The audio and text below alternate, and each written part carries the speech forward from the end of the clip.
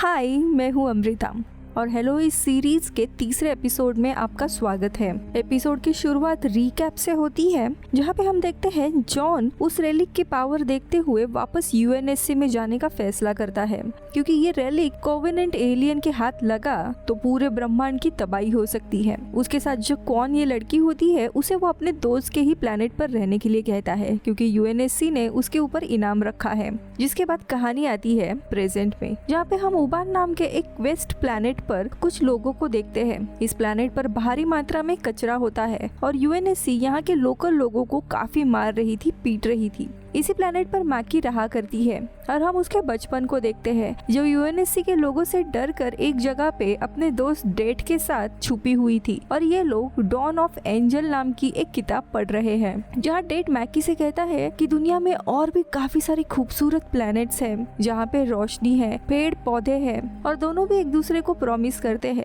कि बड़े होने के बाद हम घूमेंगे। जिसके बाद दोनों भी किस करने जा ही रहे होते हैं, लेकिन उतने में ही यूएनएससी का एक सोल्जर आता है जो डेट को पकड़कर बुरी तरीके से मारने लगता है। शायद वो वहीं पर मारा जाता है। ये देख के मैकी बहुत जोर से रोने लगती है। जिसके बाद वो सोल्जर मैकी को भी पीठ पर इलेक्ट्रॉनिक रॉड से हमला करता है, जिसके कारण मैकी के पीठ पर काफी जलन होने लगती है और उसी का निशान हमने पिछले एपिसोड में देखा था। लेकिन इससे पहले कि वो सोल्जर मैकी को मारता, तभी वहाँ पे 2 कोवेनेंट एलियंस का शिप आ जाता है, जो यहाँ के यूएनएससी लोगों को पूरा मार गिराते हैं।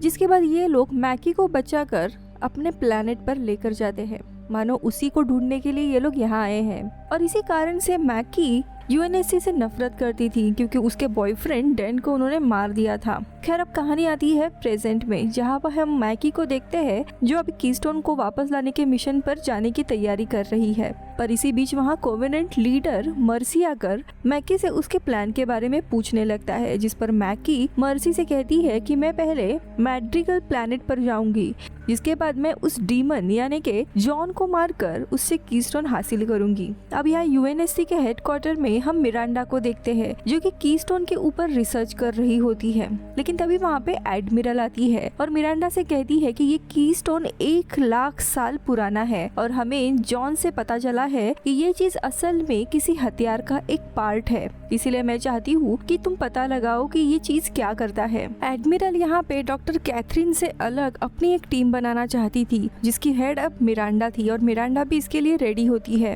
वही दूसरी तरफ हम डॉक्टर कैथरीन को देखते हैं, जहाँ पे वो अपने क्लोन के साथ बातें कर रही है। और यहाँ हमें फाइनली जाकर डॉक्टर कैथरीन के इस पूरे कोर्टाना प्रोजेक्ट के बारे में अच्छे से समझ आता है। असल में डॉक्टर कैथरीन ने इस क्लोन के दिमाग में एक एडवांस एआई सिस्टम लगाया हुआ है और इसी एआई सिस्टम को कोर्टाना कहा जाता है। फिर डॉक्टर कैथरीन न्यूरोलॉजिकल इमेजिंग नाम के एक प्रोसेस का इस्तेमाल करके एआई सिस्टम को क्लोन के दिमाग से निकालकर जॉन के दिमाग में डालने वाली है, ताकि उसे पता चले कि जॉन के दिमाग में ऐसे क्या वेव्स है, ऐसी क्या चीज है जिसके चलते वो डिवाइस अपने आप एक्टिवेट हो जाता है। उसके ब्रेन की एक्टिविटीज वो मॉनिटर करना चाहती है। जिसके बाद हम देखते हैं जॉन और वो क्लोन आपस में लैब में होते हैं, जहाँ पे डॉक्टर कैथरीन आकर जॉन से कहती है कि ये चीज एक तरह से तुम्हारे लिए अपग्रेड की तरह काम करेगा। अब जॉन भी इस प्रोसेस के लिए मान जाता है, क्योंकि उसे पूरी सच्चाई बताई नहीं गई होती है कि ये लोग एक तरह से जॉन के दिमाग को काबू करना चाहते हैं। जिसके बाद डॉक्टर कैथरीन अपने असिस्टेंट डॉक्टर अर्डून के साथ मिलकर क्लोन के दिमाग में से सारा एआई सिस्टम का डेटा निकालकर एक चिप में स्टोर करते हैं और इस चिप को फिर जाकर जॉन के दिमाग में लगाया जाता है। और ऐसा करके कैथरीन और कोर्टेना इस एआई सिस्टम को जॉन के दिमाग के साथ जोड़ देती है। जिसके बाद ये लोग उस क्लोन के शरीर को एसिड में डालकर डिस्पोज कर देते हैं। इसके बाद हम देखते हैं वहाँ पर कोर्टेना डॉक्टर कैथरीन के सामने वर्चुअल होलोग्राम के रूप में आ जाती है। अब कैथरीन कोर्टेना को सारी चीजें समझाती है कि कैसे रेलिक के बारे में उसे चीजें ढूंढनी है जॉन के दिमाग में, लेकिन कैथरीन उसे जॉन के दिमाग का पूरा एक्सेस नहीं देती। इसके चलते कोर्टेना थोड़ी डिसअपॉइंट होती है। थोड़े समय के बाद जॉन को होश आता है। इसके बाद कैथरीन जॉन को कोर्टेना से मिलवाती है और कहती है कोर्टेना किसी भी एनवायरनमेंट में तुम्हारे सामने आ सकती है, वो हमेशा तुमसे जुड़ी हुई है। लेकिन जॉन को अचानक से ये सारी चीजें थोड़ी अजीब लगने लगती है कि कोई एक एआई हमेशा उसके दिमाग में रहेगा, इसीलिए वो ज्यादा कुछ बातचीत नहीं कर पाता कॉर्टेना से।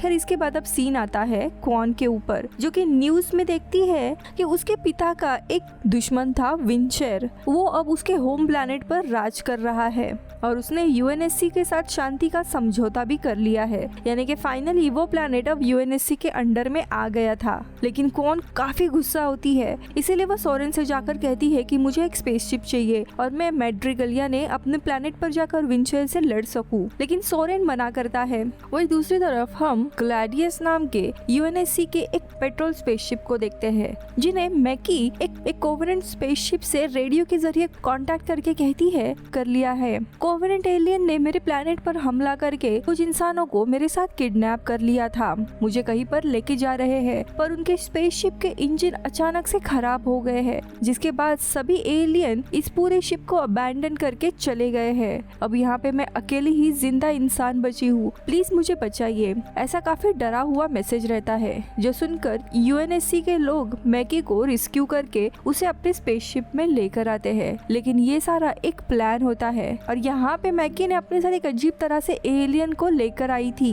जो फिर एक एक करके यूएनएससी के सारे लोगों को मार डालते हैं। जिसके बाद वो जाकर यूएनएससी का डेटाबेस चेक करने लगती है, लेकिन उसके हाथ कोई भी जानकारी नहीं लगती। तो यहाँ दूसरी तरफ डॉक्टर कैथरीन अब जॉन को एक बार वापस से उस कीस्टोन को छूने के लिए कहती है। जॉन को विजन्स आने लगते हैं, जो देखकर डॉक्टर कैथरीन कॉर्टेना को जॉन के दिमाग के साथ कनेक्ट होने का ऑर्डर देती है और कॉर्टेना देखते देखते उसके पूरे ब्रेन से कनेक्ट कर लेती है। लेकिन यहाँ पर जॉन और उस कीस्टोन का एक रिलेशन बन गया होता है, इसीलिए जैसे ही कॉर्टेना उसके दिमाग पे हावी हो जाती है, कीस्टोन को पता चल जाता है और इसीलिए वो कीस्टोन कॉर्टेना को अपना कोई भी एक्सेस नहीं देता, यानी कि वो कीस्टोन आज के समय से बहुत ही ज्यादा एडवांस है। अब ये पूरे एक्टिविटी के दौरान कैथरीन कॉर्टेना को बाहर आने के लिए कहती है, लेकिन कॉर्टेना कहती है कि नहीं, मुझे जॉन के दिमाग का पूरा कंट्रोल चाहिए, तभी मैं ये डेटा पढ़ सकती हूँ। कैथरीन मना कर देती है, जिसके चलते उन दोनों की भी बहस होने लगती है।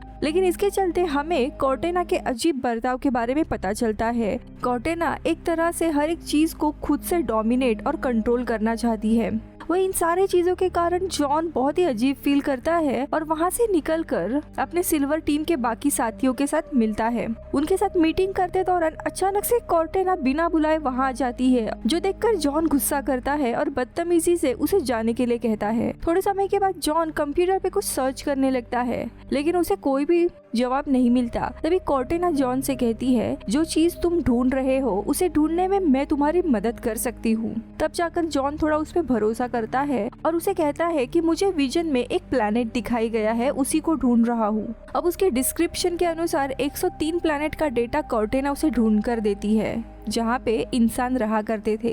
और तभी जॉन को इस लिस्ट में मेमोरे नाम का एक प्लैनेट मिलता है, जो देखकर कॉर्टेना को कहता है कि नोरा नाम की एक स्पार्टन सोल्जर को इसी प्लैनेट पर मौत हुई थी, लेकिन मुझे जरा भी दुख नहीं हुआ था। तभी कॉर्टेना कहती है कि तुम्हारे कमर में स्पाइन के यहाँ पे एक हार्मोनल पैलेट लगा हुआ है, जिसके कारण तुम्हें किसी भी तरह का इमोशनल फीलिंग नहीं आती। जो सुनकर जॉन उसी समय बाथरूम जाकर अपनी कमर से उस हार्मोनल पैलेट को निकालने लगता है। अब जॉन को ऐसा करते देख कॉर्टेना तुरंत डॉक्टर कैथरीन को इन्फॉर्म करती है और कहती है कि अगर आप चाहो तो मैं उसे बेहोश कर सकती हूँ। लेकिन डॉक्टर कैथरीन मना करते हुए कहती है, तुम्हें जॉन का भरोसा जीतना है, इसीलिए इनफैक्ट तुम उसकी मदद करो हार्मोनल पैलेट को निकालने के लिए, इससे जॉन तुम पे भरोसा करेगा।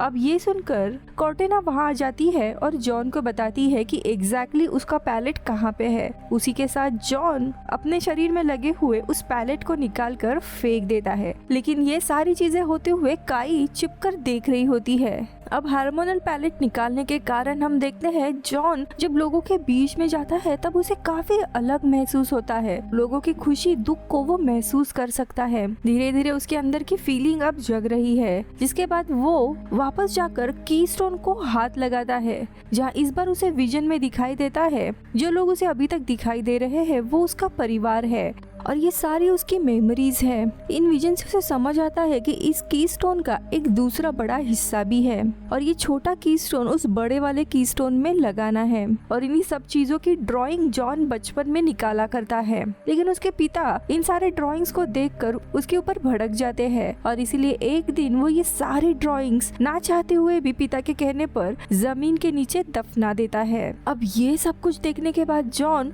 कोर्टाना से कहता है कि मुझे ऐसा प्लैनेट बताओ जिसके आसपास आइस के रिंग्स बने हुए हैं। तो कोर्टाना उसे कहती है कि अभी तक सिर्फ 3 ही ऐसे प्लैनेट है और वो उनके नाम लेकर होलोग्राम वीडियो दिखाती है। उसमें से एरिडोनस नाम का प्लैनेट था और वही जॉन का होम प्लैनेट था जो कि अभी एक बंजर प्लैनेट है। लेकिन कोर्टाना बताती है कि ये प्लैनेट हमेशा बंजर नहीं था। काफी साल पहले यहाँ पे यूएनएससी के कुछ बायोलॉजिस्ट गए हुए थे जिन्होंने इस प्लैनेट पर पूरा एक इकोसिस्टम बनाया था। वहाँ पे काफी लोग रह रहे थे, लेकिन एक दिन उस प्लैनेट पर अनजान स्पेसशिप लैंड करती है जिसके अंदर से एक प्लेग वायरस आया हुआ था जो धीरे धीरे पूरे प्लैनेट पर फैल गया, जिसके कारण तुम्हारे पेरेंट्स के साथ साथ काफी सारे लोगों की मौत हो गई, पर तुम बच गए थे और तुम्हें इहिलैंड नाम के एक दूसरे प्लैनेट पर भेज दिया गया जहाँ पे तुम्हें 6 साल के उम्र में ही अडॉप्ट कर लिया गया था। लेकिन यहाँ जब जॉन डेटाबेस में सर्च करता है वायरस की इंफॉर्मेशन तो उसे कुछ भी इसके बारे में नहीं मिलता, लेकिन वो ज्यादा कुछ पूछता नहीं है। इसी बीच में अब वहाँ डॉक्टर कैथरीन आती है। यहाँ पे जॉन सीधा उसको बता देता है कि मैंने अपना हार्मोनल पैलेट को निकाल दिया है और जो विजन मुझे दिखाई दे रहे हैं वो सारे मेरे बचपन की यादें हैं और असल में 2 कीस्टोन है और उसकी सारी ड्राइंग मैंने बचपन में मेरे होम प्लैनेट पर एक जगह पे दफना दिया है और वो बड़ा सा कीस्टोन भी शायद वही हो सकता है और इसीलिए मैं वहाँ पे जाना चाहता हूँ। तो डॉक्टर कैथरीन कहती है कि ठीक है, लेकिन तुम्हें मुझे भी साथ लेना होगा और ये सभी लोग वहाँ जाने निकलते हैं। वही दूसरी जगह हम क्वान को देखते हैं जो कि सोरेन की स्पेसशिप लेकर यहाँ से जाने की कोशिश कर रही है, पर तभी वहाँ पे सोरेन आकर उसे रोकता है। तो क्वान सोरेन से कहती है मेरे परिवार के पास काफी सारे ड्यूटेरियम है जिसके मार्केट में काफी ज्यादा पैसे मिलते हैं और मैं तुम्हें पैसे दूंगी, लेकिन इसके बदले में तुम्हें मदद करनी होगी। अब सोरेन काफी सोचने के बाद तैयार हो जाता है, जिसके बाद क्वान के साथ वो मैड्रिगल इस प्लैनेट पर जाने निकलता है। वही दूसरी तरफ हम मैकी को देखते हैं जो कि यूएनएससी के स्पेसशिप से एलियन बेस पर कांटेक्ट करके कहती है मुझे यूएनएससी के स्पेसशिप से कोई भी जानकारी नहीं मिली है, इसीलिए मैं अब मैड्रिगल प्लैनेट पर जा रही हूँ। मैड्रिगल प्लैनेट यानी क्वान का प्लैनेट, और मैं किसी भी हालत में कीस्टोन को हासिल करके सेक्रेट रिंग तक पहुंच जाऊंगी। लेकिन माकी की ये सारी बातों की रिकॉर्डिंग यूएनएससी के बेस में बैठे हुए लोग सुन लेते हैं, पर मैकी ये सारी चीजें एलियन की जो भाषा है जिसे सैंगिली कहा जाता है उसमें बात कर रही होती है, जिसे सिर्फ मिरांडा ही डिकोड कर पाती है। और इसीलिए कैप्टन केस इस काम के लिए मिरांडा को बुलाते हैं, लेकिन मिरांडा का पूरा सिस्टम क्रैश हो चुका है और इसीलिए वो कुछ समय मांगती है इसे डिकोड करने के लिए। तो वही दूसरी जगह हम डॉक्टर कैथरीन और डॉक्टर अडून को देखते हैं। अब अडून कैथरीन से पूछता है कि अगर एरिंडोस प्लैनेट पर जाने के बाद जॉन को उसकी सारी याददाश्त वापस आ गई तो यूएनएससी के लिए बहुत ही बड़ी मुश्किल हो जाएगी, सारी चीजें तबाह हो जाएंगी। लेकिन कैथरीन कहती है कि इसीलिए तो हमने कोर्टाना को बनाया है, इस मुसीबत को वो आसानी से मिटा सकती है। और इसी के साथ ये एपिसोड खत्म होता है। अगला एपिसोड कल शाम को रिलीज होगा, इसीलिए अगर चैनल को सब्सक्राइब नहीं किया है तो जरूर कीजिए। मैं मिलती हूँ अगले वीडियो में। Bye bye.